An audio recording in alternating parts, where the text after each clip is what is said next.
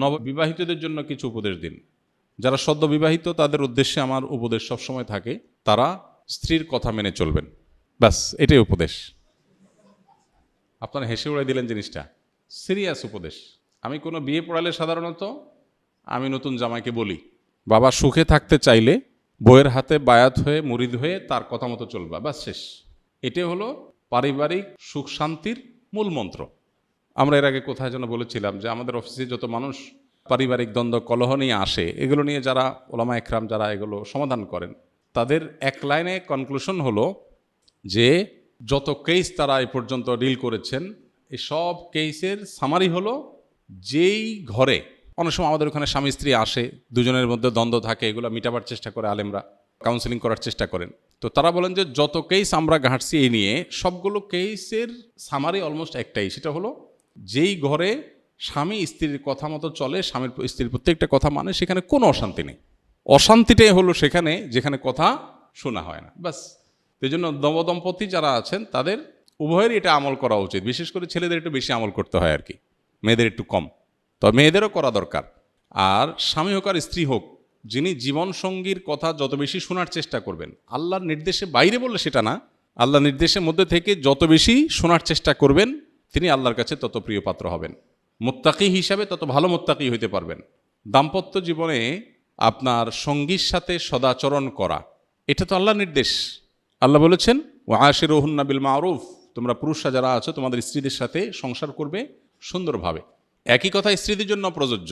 অনেক স্ত্রী আছেন যে স্বামীকে সারাদিন জ্বালাতন করেন, অহেতুক কষ্ট দেন, ছোটোখাটো বিষয় নিয়ে বাড়াবাড়ি করেন। তো এখানে স্বামী স্ত্রী উভয়ের জন্য প্রযোজ্য যে নিজের সঙ্গীকে কত বেশি সন্তুষ্ট রাখা যায়। এখন সঙ্গীকে সন্তুষ্ট রাখতে গিয়ে বাবা মা নারাজ হয়ে যাচ্ছে কিনা, ভাই বোন নারাজ হয়ে যাচ্ছে কিনা, সেগুলো একটা ব্যাপার। তো এই জন্য ব্যালেন্স করাটা খুব গুরুত্বপূর্ণ। এই ব্যালেন্স করার জন্য কোরআন এবং হাদিসের জ্ঞান অর্জন করে কার কোনটা হক, কার কোনটা কর্তব্য, কার কোনটা অধিকার, সে জিনিসটা বোঝা এবং সেটা যথাযথভাবে আদায় করা, এটা হলো গুরুত্বপূর্ণ। আজকের বাস্তবতা, বিশেষ করে ভোগবাদী এই পৃথিবীতে আমাদের দাম্পত্য জীবনের সুখ নাই।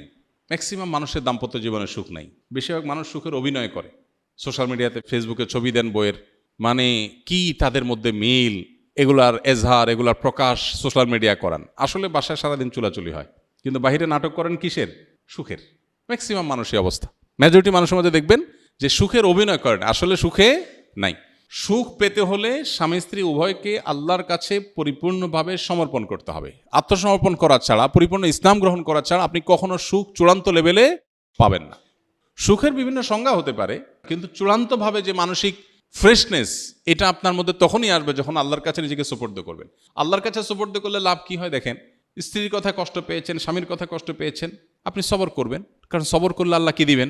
বিনিময় দিবেন। আপনি এই কষ্টটাকেও আপনার একটা অর্জনের উপায় হিসাবে গ্রহণ করবেন, ব্যাস। এখানেই আপনার জন্য বিশাল বড় কি আছে?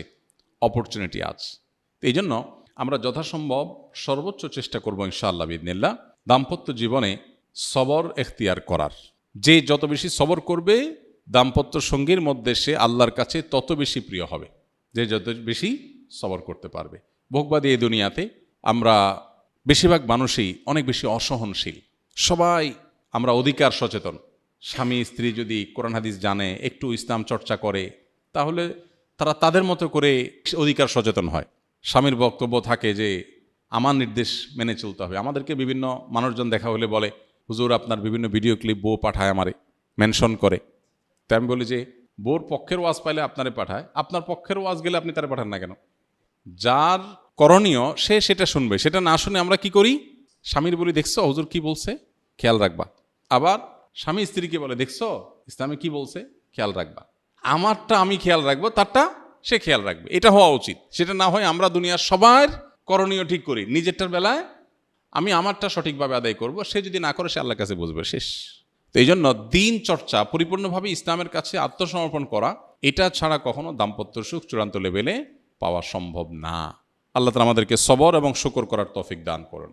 দাম্পত্য জীবনে সুখের জন্য সবর এবং শুকর, এটা নির্বিকল্প। যা পেয়েছি আল্লাহ শুকর, এর চেয়ে খারাপ হতে পারতো। আর যেটুকু হয়েছে এটার জন্য কি করা? সবর করা।